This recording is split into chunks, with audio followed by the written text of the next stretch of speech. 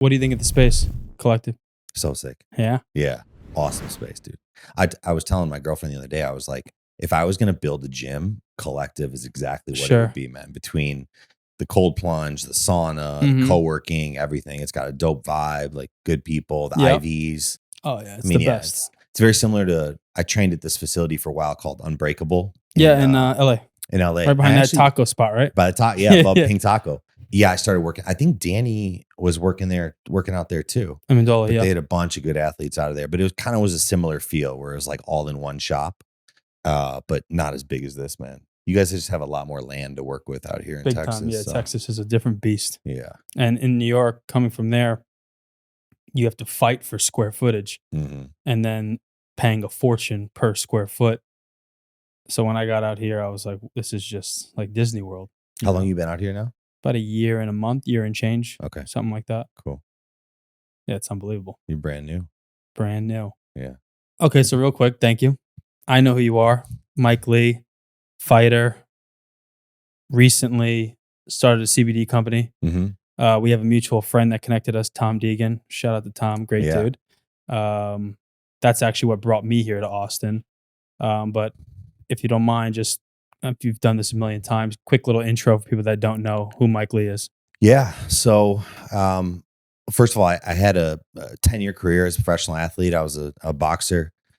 So I retired about 2.5 years ago. And then, like you mentioned, started a company called Soul CBD with my sister. And, now we've got a beautiful big company. We help a ton of people with Mhm. anxiety, sleep, pain. And, we'll kind of dive into why I started it. But, I grew up in Chicago, started fighting at a pretty young age, probably like you, and was playing a million different sports, but really it was boxing that took off for me. I just became obsessed with like being in the ring and that adrenaline rush of one-on-one, right? And fighting sports, it's incredible because it's the scariest thing in the world, but also the best feeling in the world. And it's about managing those highs and lows, dude. Like Yeah. there were moments in my career I was straight up depressed after breaking my hand, breaking my rib, maybe fights falling through. And then there's moments where like I got to fight in Madison Square Garden, walk out of that tunnel on a Miguel Cotto undercard. There's 20,000 people there. Oh yeah. It's just like the greatest drug in the world, dude. And I also think it really, man or woman, it helps you identify your own weaknesses, right? And what I mean by this is like when I came in the ring, I always had an ego once I stepped in the ring. I felt like I'm the baddest mother effer in the world You have because I to. had to. But before that moment in training, I tried to be extremely humble and like, I got to learn more. I got to get better. Mhm. I'm not enough. So it's interesting, this whole like, I'm not enough. I think it propelled me to where I got. And, at the height of my career, I got to number 3 in the world in WBO. I was top 10 in the world in all the belts and probably got farther than most people thought, even myself at times. But I think it was that underlying feeling of like feeling like I wasn't enough. So it was a blessing in that sense because it pushed me so hard, but also in the sense it was kind of a curse because I could never really get that full feeling of like satisfaction or completion. Like even my last fight, I fought for a world title at the MGM Grand, and it was probably one of the most unhappiest moments of my life. At that point, my body was falling apart. My heart wasn't in it. My soul wasn't in it. Well, this is 10 years in. This is about 10 years in. Yeah. So I'll back up a little bit. In the end of 2012, more like 2013, I started getting really sick. And I spent almost a year and a half out of the ring and seeing a bunch of different doctors. And eventually I was diagnosed with autoimmune disease. And like a lot of people with autoimmune diseases, it takes years and years to properly diagnose it. Now, what caused it? Maybe me constantly being in fight or flight, and there's a million different things that cause it. But I was having just really bad inflammation, headaches every single day, terrible joint pain. My immune system was shutting down. I mean, at one point in 2013, I think I was in the hospital for like 12 days straight, and I was on 8 different medications. So it was an ugly time in my life, and I eventually did get healthier and get back in the ring. But ever since then, I think I had 9 more fights after getting sick. And when you're in that much pain, and boxing already, gives you so much pain, right? And when you're dealing with an autoimmune condition, it's just like you're starting the day almost at like 50% Right. instead of the 100. So it just started wearing on me. But, so when that final fight came, it was interesting because like that's what I dreamt of since I was 8 years old, Of dude. Like, course, biggest stage, biggest opportunity. that's it. Biggest stage, biggest opportunity. You're like, world title, boom. It's everything you hope for. Vegas. It's also I'm friendly with Paulie Malignaggi from in Brooklyn, Oh just yeah. because growing up in Gleason's and all that, and I remember when he fought Ricky Hatton, Mm, and it's like, here's the moment where maybe you're fighting Canelo if you win, you're all of a sudden the guy. So, I get that. yeah. Sorry to cut you off, but go ahead. No, I mean, I love Paulie. I think he's one of the best boxing analysts in the world. Guy And can he gets a talk, lot of shit. He can talk. but He talks shit. he's very intelligent. He's very intelligent. Yeah, we became close with him, and he actually called a couple of my fights when I fought for my first junior world title on CBS. He called that fight. He's a good dude. But yeah, like you said, the winner of that I fought Caleb Plant for his belt, and the winner, he ended up fighting Canelo. But through that whole process, man, I could barely get through training camp. Sure. My mindset was just different, Mhm. and my heart and soul wasn't in it. And especially with fighting, that's a misleveraged position, dude. If you're in the ring with someone who Mhm. wants it more and is willing to do more, It's over. it's over. It doesn't matter how good and talented you were. And Correct. Caleb was a better boxer than me. My whole strategy was I got to wear his ass down. Mhm. I'm a bigger guy. I gotta wear him down. So it's gonna be a long, ugly fight. That was my strategy. He's too good of a boxer. Right. But when your body's deteriorating, your soul's not in it. Mhm. And so I was at these press conferences and essentially kind of like trying to fake it till I make it, but deep down being like, dude, this is my last fight. Like my body can't take anymore. My soul can't take anymore.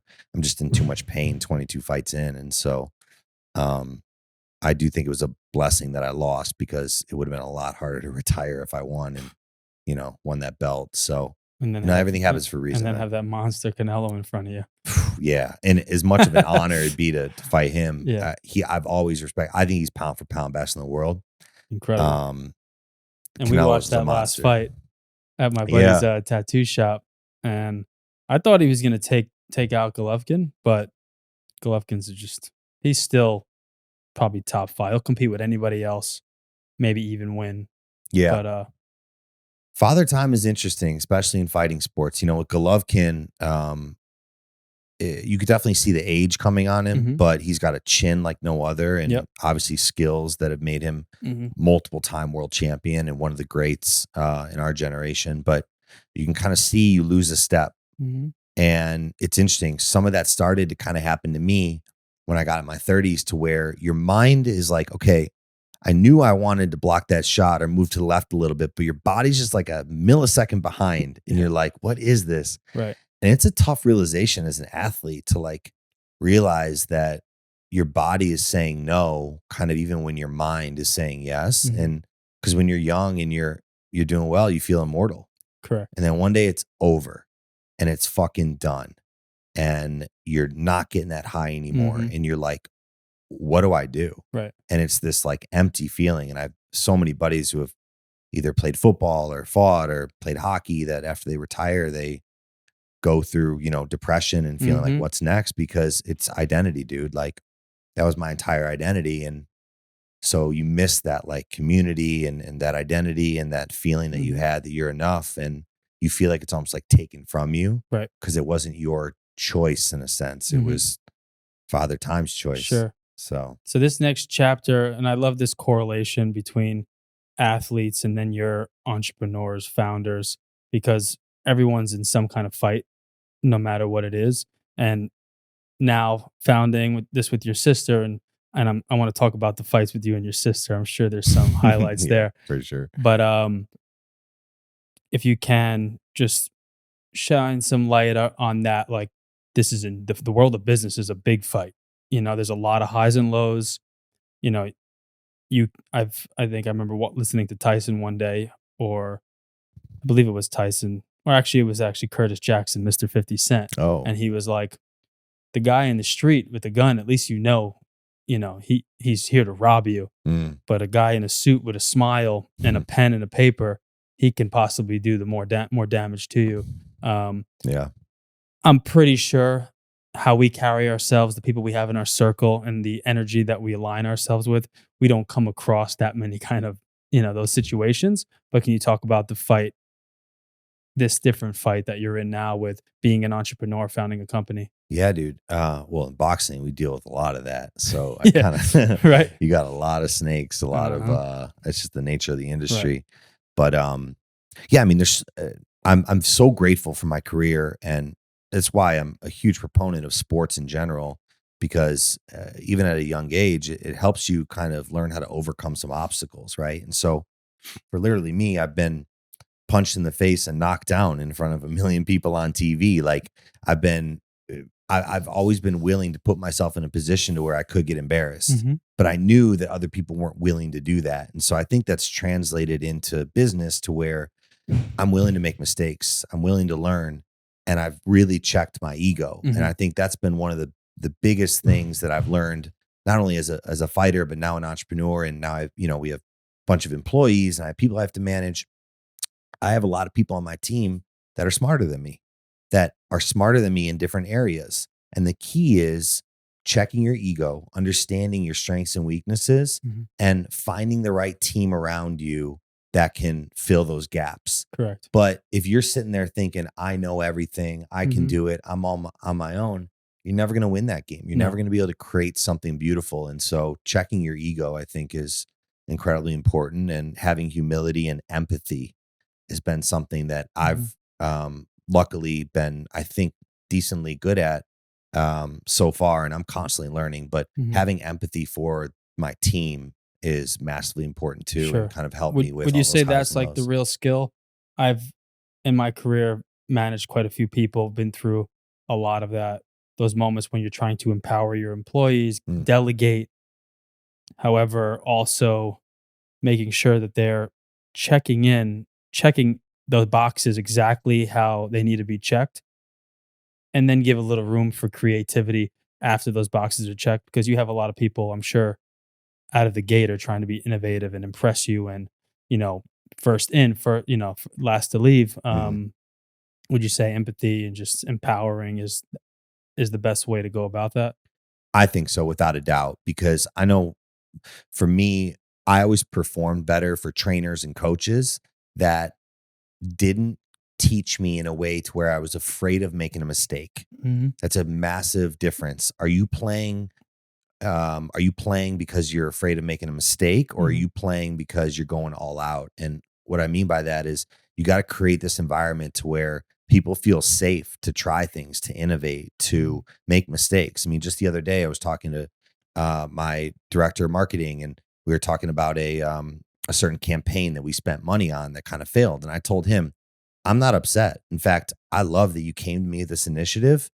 You believed in it. We learned from it. Beautiful. I literally told him, let's go make more mistakes.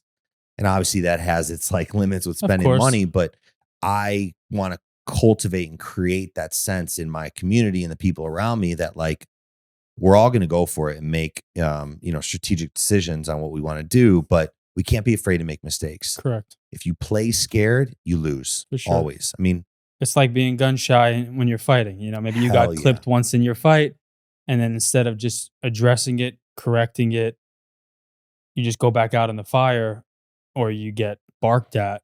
You're going to be, hesitant. You're going to be flinching before you throw the shot, and then the opportunity's gone. Yeah, dude, that's a phenomenal analogy. I've actually never really fully made that This connection, is but why you're I'm here, right, pal. dude. This is why I'm Yeah, here. it's like you've done this before.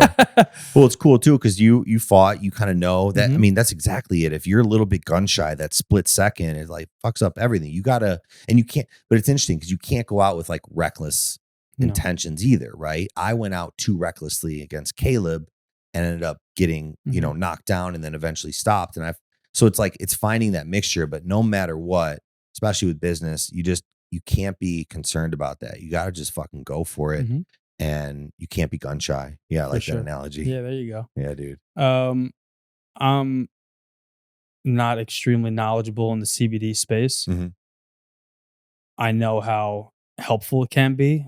to certain people, but if you can please just like if you're talking to a, Yeah. a dummy, which, I'm a little shot Is that the upstairs. name of the show? Yeah, Talking to a dummy? yeah, exactly. It should be.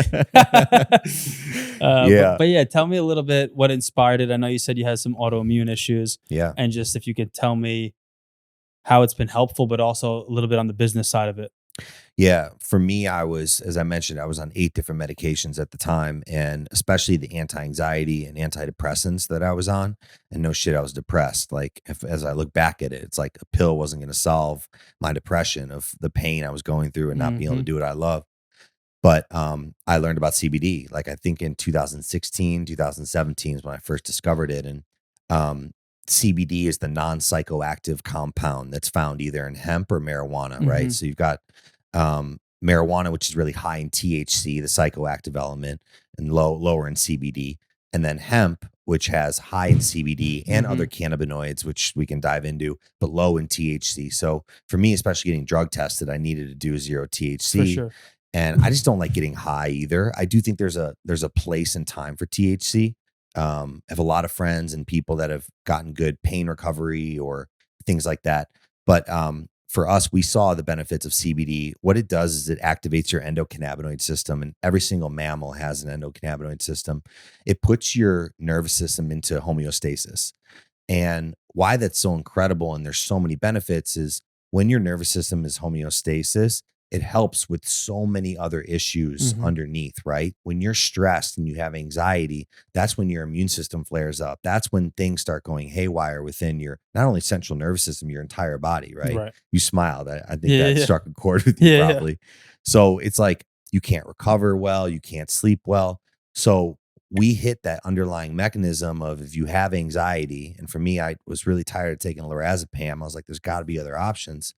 So I discovered CBD and now obviously take it religiously. But I was like, people need to know about this. Like there's a lot of misinformation about it. And so we started the company and it started taking off and I'm just so grateful. I mean, we've got thousands and I don't even know. I think we've got almost 10,000 5-star reviews right now on our site. And it's like you Incredible. go on there and these people are like, this changed my life. Thanks for opening my mind up to this. I can finally sleep. I'm a better husband. I'm a better mother. I'm better. So it's cool that we're now realizing how important mental health is. Hmm. And something like CBD, it's not, there's puzzle pieces, right? It's not the only piece of the puzzle. There's a million other things that you need to do. I'm not never Right. going to sit here and say, take one dropper and your Of life course is not. cured. But for me, it was a big piece of the puzzle and it's helped me with anxiety and it's helped me with depression and it's helped me with a lot of shit that I've dealt with probably because of getting hit in the head. And Hmm. I'm just grateful that there's something that's non-toxic and that's very important. There's no toxicity. Like you Right. could walk out to Walgreens right now, go grab Tylenol and ibuprofen and kill yourself. You can't do that with CBD. So you know, FDA needs to catch up in terms of their regulation with it, but it is federally legal. And so I'm just grateful to be in a now position to where the rest of my life is going to be about helping other human beings get out of Hmm. pain, mental and Yep. physical. That is my passion and purpose. That's why I like being on platforms like Yeah. this. Incredible. That's why I want to start. That's why my sister and I started a podcast. You know, that shit lights me up, and I found that that's kind of my new purpose, which is Hmm. ironic considering I used to punch people in the face Yeah. for a Yeah. living.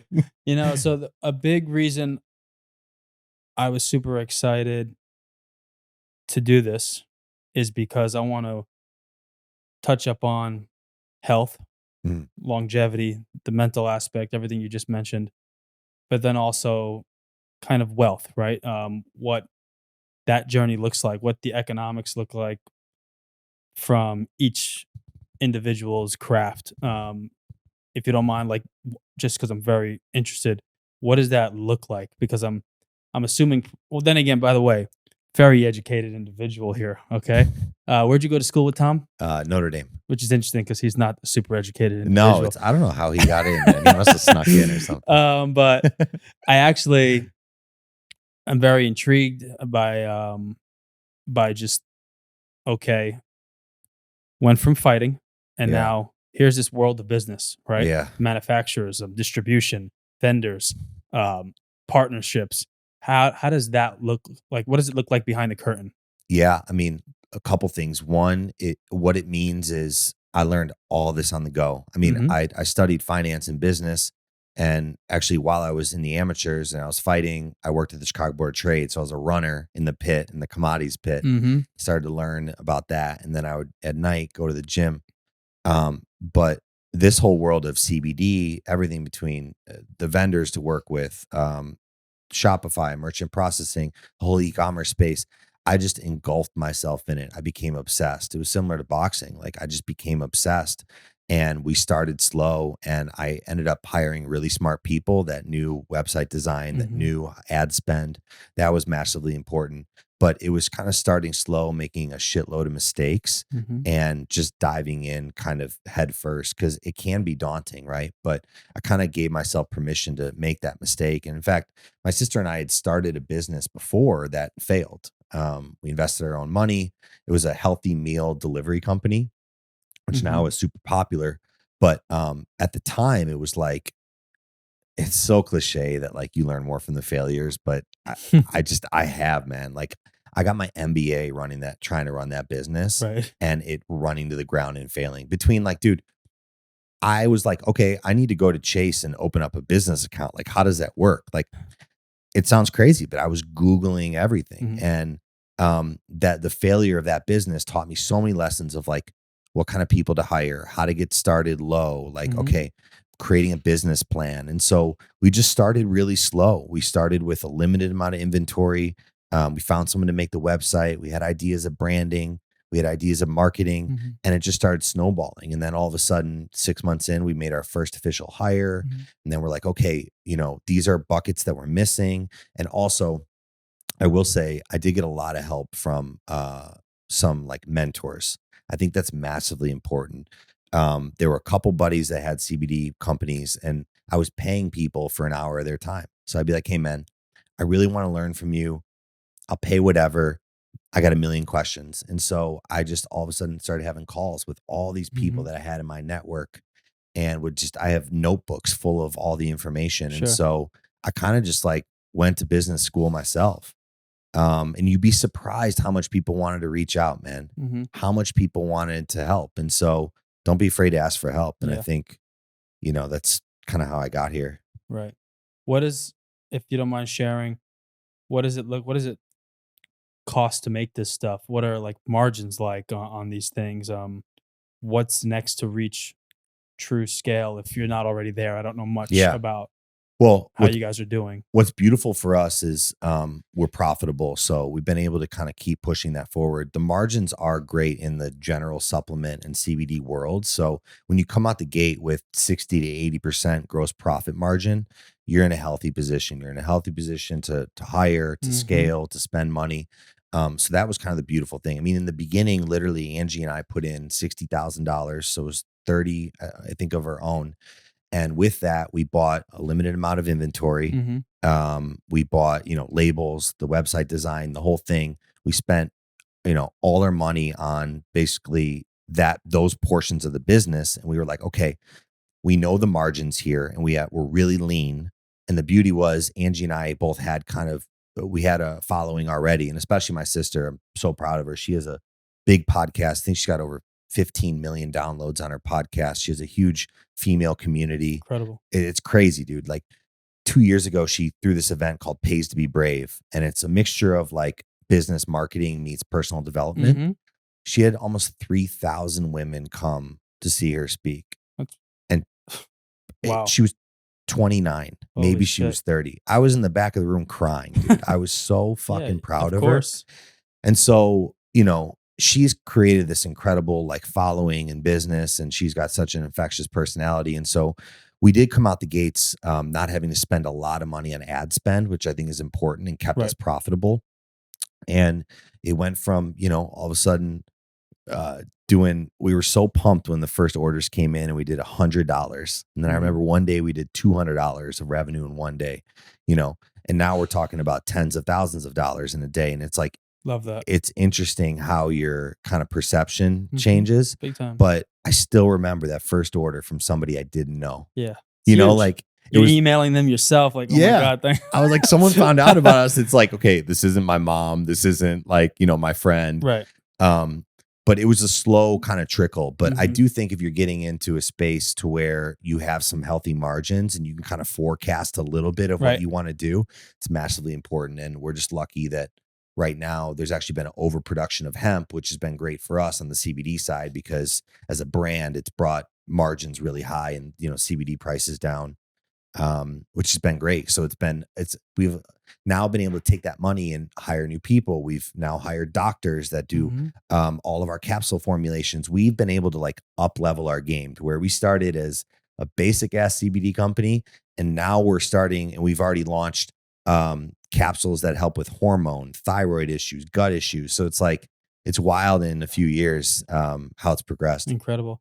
Do you ever, I don't know if you guys do this or ever thought about it, something that I work in with my clients almost like as a mandatory if we're going to work together, I make them go do blood work, bring me their labs, I link them up with our guy Ben House, who's like our, I call like our blood chemist, reads them out, focuses on what's missing, what's not. Um, I wonder if there's a way to have people like at home kits, kind of like boom, mail in your blood and then get like personalized things. It's funny you say that. We've been talking about linking up with a functional medicine doctor and Mhm. that can do blood tests, urine tests, and test not only for mold, heavy metals, pesticides, but can do hormone panels. The doctor we're working with right now, her name is Dr. Jessica Petras. We just launched this line Mhm. with her, and as I mentioned, it's a hormone hero, a thyroid hero, and a gut hero. Mhm. Her whole operation is called Wellness MD, does all this to where you can sign on, and I think it's like $99 a month. It's super Perfect. affordable. And then from there, you have access to these doctors and they're functional medicine doctors. I Mhm. think that's incredibly important. And we're now finally starting to dive into that to where we can see not only with like sleep trackers, Mhm. but like Whoop bands and wearables, which is really cool to see people's like REM cycles and their For deep sure. sleep increase, but we can actually see like cortisol levels improve and hormone levels improve Right. with some of our products. And so it's That's really exciting. gratifying, man. Yeah, that's exciting. You'll always hit, I think, mass market gut health product. Your body's very intelligent. It'll tell you, hey, is that there's something wrong with my gut or my sleep, and people will gravitate towards those products. But I think from what I'm seeing, more and more people want that curation, that personalization. Yes. So I believe if more things like that are offered, people will gravitate towards it. So that's great that you guys are Yeah. already And, thinking about and that. dude, that's what you guys are doing here at Collective. That's what's Yeah. so cool. Like it's personalized. That's how it all should be. Like every body is different. Every mind Yes. is different. So 100%. I wouldn't be able to do the things that I'm doing or charge the things the way that I'm charging if I didn't have my team with Collective. mm, When I'm talking to, if you're coming in, we're doing a consultation. I'm like, hey, Mike, this is our plan. This is our program. Meet Dr. Ben. He's going to be working with your blood work. Meet Dr. Sam Sneed. He's going to be our guy, blah, blah, blah, blah, blah. Next thing you know, you think I'm a doctor. You know yeah. what I mean? Yeah, for And sure. it's just my point in that is we have a whole team and I'm nothing without them. Similar how like I need to delegate certain things to like my assistant. I need to delegate, okay, look, I can tell you my knowledge on nutrition or give me your labs. Here's our nutritionist. I'll give you a chef that you can use, deliver meals to you. These are all a little more high end kind of services. However, there are ways to make it not high end. It Mm, doesn't cost much to go to a Walgreens and do labs and then find a nutritionist for a one-time session. At least now you're operating with like a roadmap, and then yeah. with some discipline and apps like Ladder, you can do a lot of things very affordable. Yeah. And then if you can get the personalization and in person, like we talked about how important that is, then that's great too. Yeah, I think it's never been easier, which is really cool, and the blessing of the internet. There's a lot of pros and cons, right? Mhm. But the fact that you have so many resources available is awesome. I was going to ask you while you were saying that, what do you love about what you do? Like, Mhm. what's your favorite part about what you do? Like, what lights you up? Sure. So when you were talking about just your journey, how do I set up a Chase business account? How do I do this? You'd be surprised. A lot of my clients run, you know, billion-dollar companies. Maybe their net worth is around that as well. And then you start to talk to them and their journey, and you start to understand, like, holy shit, you know, we're cut from the same cloth here. Mm, You know, a few bumps and bruises and trial and error. I'm in that seat answering those questions, you know? So things like that inspire me because I hope to give my client extreme value with all the knowledge I have and help them perform at a high level after they meet me. You know, a lot of times, you know, this is cliche too. It's like people's favorite hour of the day is when they're working out, and that mm, ripples into everything else in their life. So I love, sure, being a part of that journey. But then what really lights me up is growing with them outside of that. mm. A thing that I try to talk to coaches about too is like, hey, just because you're training a founder or someone that on paper, oh, they raised $100 million, that there's a good chance that founder, what people don't know, is only paying themselves 100 grand, 200 grand. Yeah. So just because Yeah, they're dude. coming through the door, it's exciting, you know, as a working personal trainer or whatever the services you're providing. It's exciting to have that kind of clientele, but you also have to understand, like, maybe he can't pay me $300 an hour, but you can pay me 200, 150, and give me some stock, you know? So Yeah.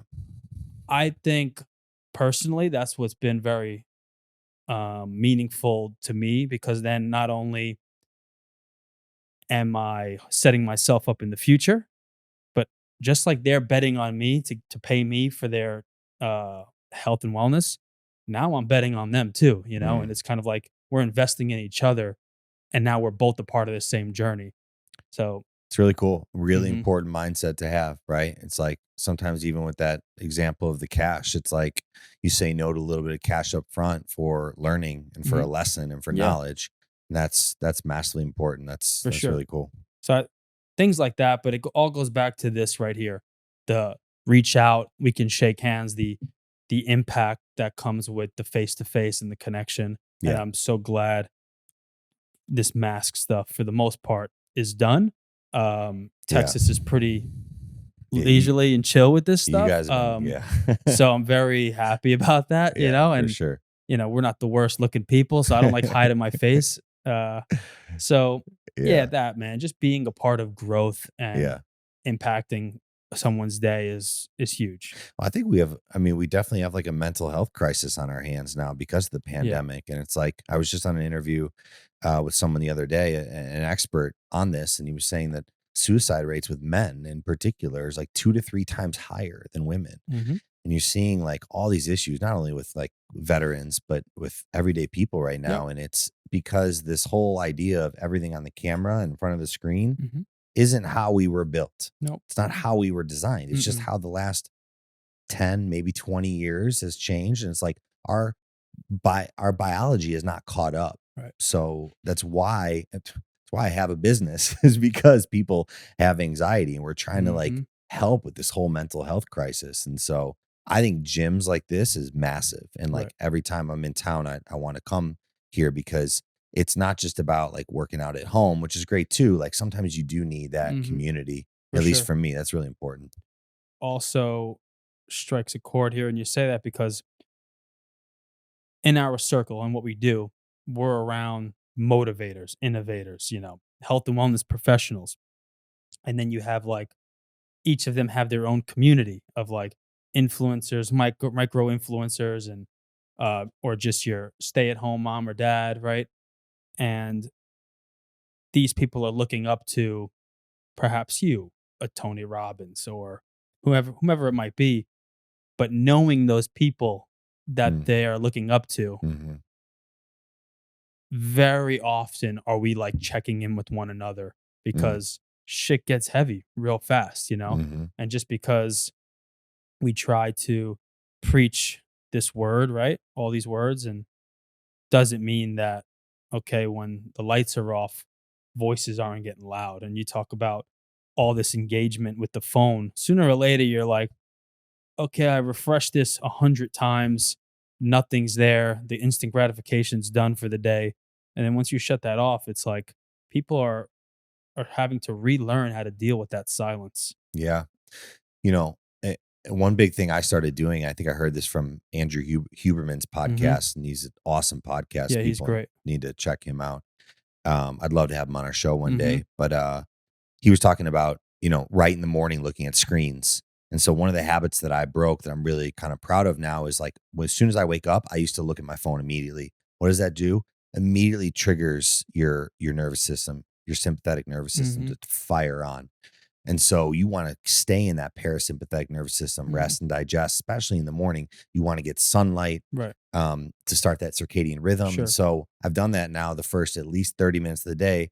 My phone's Game off. changer. I'm walking outside. Dude, I feel better. Mhm. I feel better since doing that. And granted, I have a business. I got to constantly be on, but I wake up early enough now that I can do that. And that's been a really cool game changer.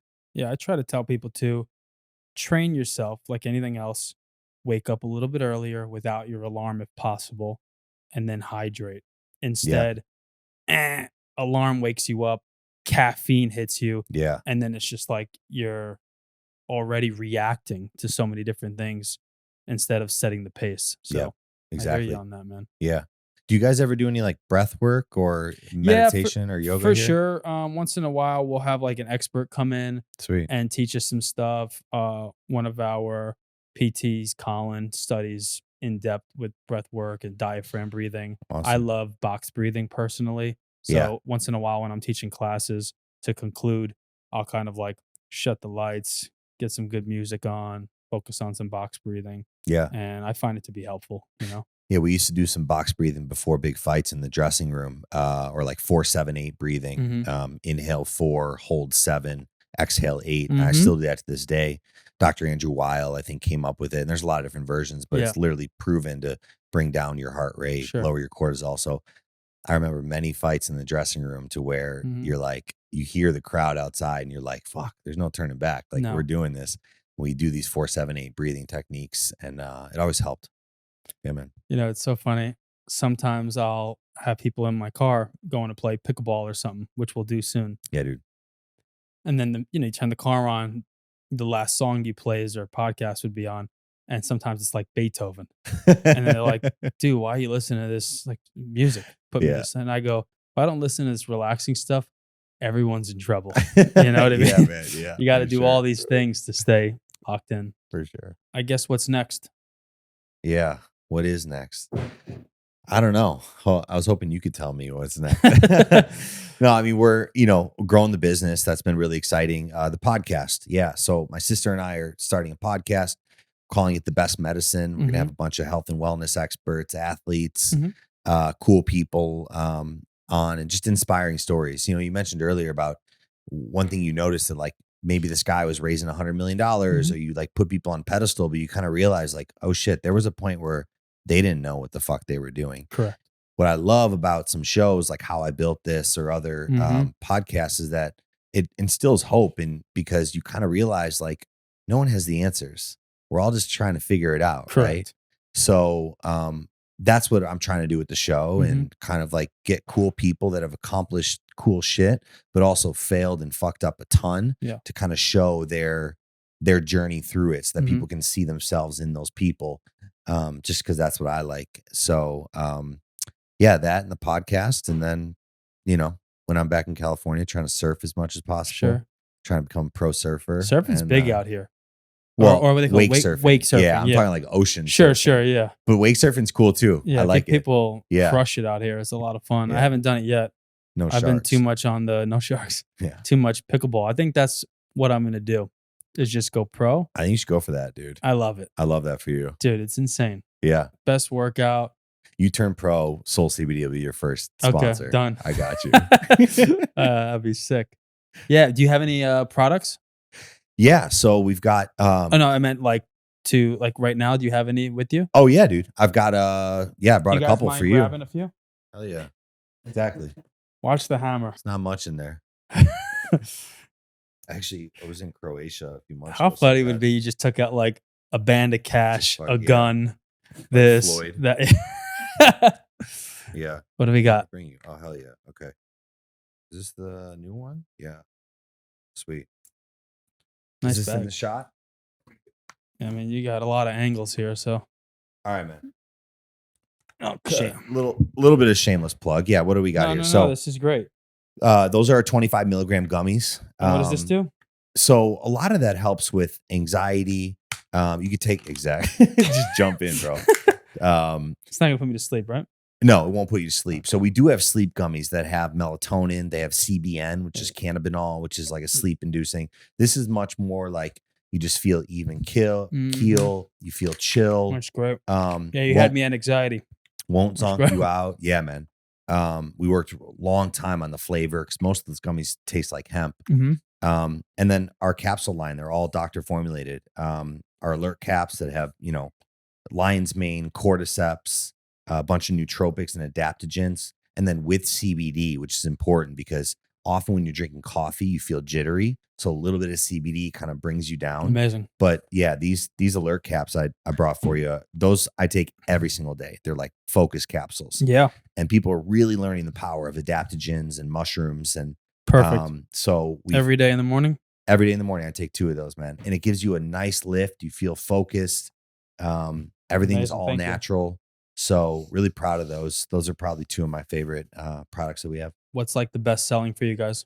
The sleep gummies, The sleep gummies. which Yeah. is interesting because it kind of tells you a little bit of where people are at. But our sleep gummies are by far our best seller. And as I said, we have CBN, we have melatonin, Mhm. we have some other terpenes in there. So it's a beautiful blend of all Mhm. these different compounds and ingredients.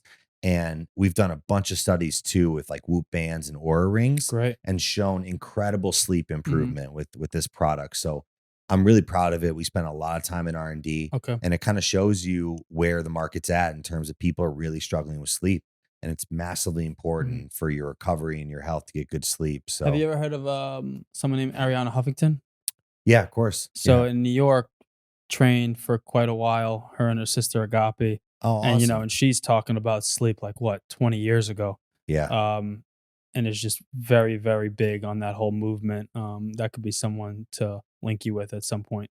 I love it. Yeah, that'd be a phenomenal connect. Mhm. I've been listening to her stuff for a while. Yeah, She's she's great. brilliant. She has a really cool setup for just writers and free thinkers called Thrive Global.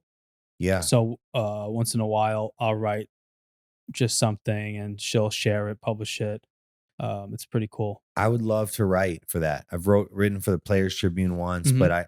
I would that's a great idea. I'd Yeah, love to kind I'll of I'll link you with them. Yeah, they're appreciate it. awesome. Yeah, that sounds like a great outlet. Yeah, because for us with CBD, it's really all about education right Mhm, now.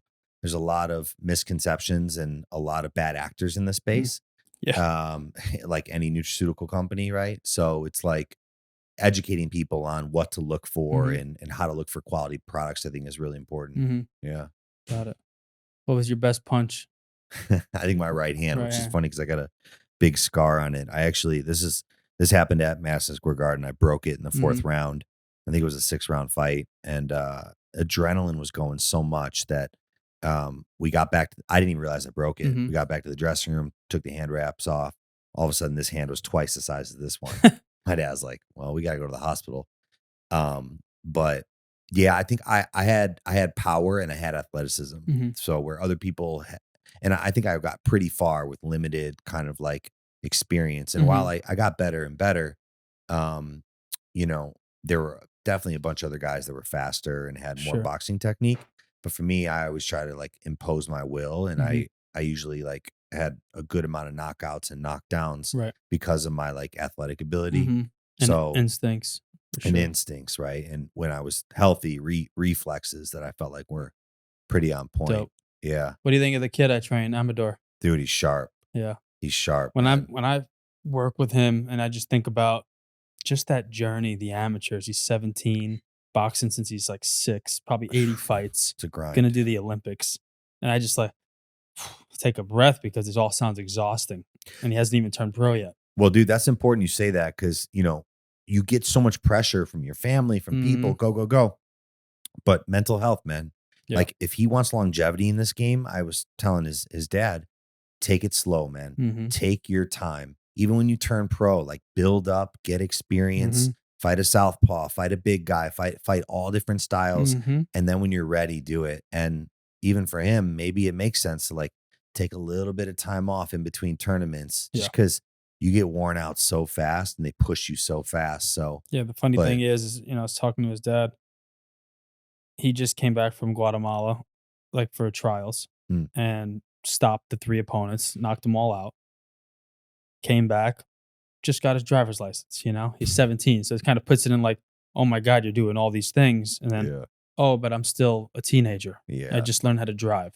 yeah. So I agree. I think a few weeks off in between tournaments, maybe a little longer, giving his body time to recover and heal I think find other things that you enjoy doing, big time, right? I don't know if so he you has don't other burn out. sports. You don't burn out. Yeah. It's massively Mhm. important. But yeah, the kid's got skills and he's tall for his weight Mhm. class. So is he southpaw or is he orthodox? He is orthodox, but he's Okay. pretty good when he He can switches too. switch. Yeah. I mean, Terrence Yeah. Crawford, man. Uh-huh. Yeah, the guy cracks.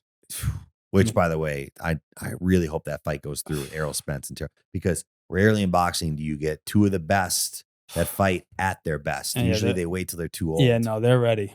Yeah. They're ready. I'm excited. I think, Who do you like? man, Terrence just has so much different tools he can bring out and that mean streak, Yeah. but Errol is throwing 1,000 punches that fight and Yeah. coming forward Yeah. with intelligence, Yeah. For So sure. we'll see. We'll see. They've both been clipped, so Yeah. It's gonna be a hell of a fight, yeah. man. I like Terrence in it, but exactly like you said, like Errol Spence is in a class all of his Mhm. own. So Yeah. it's a toss up to I'm me, man. excited. I wouldn't want to bet. Yeah. Yeah. All right, my guy. Well, I appreciate you. We'll Thank keep you, this man. going. Yeah, let's do it. Yeah. Part one. When do you come back to Austin? Let's see.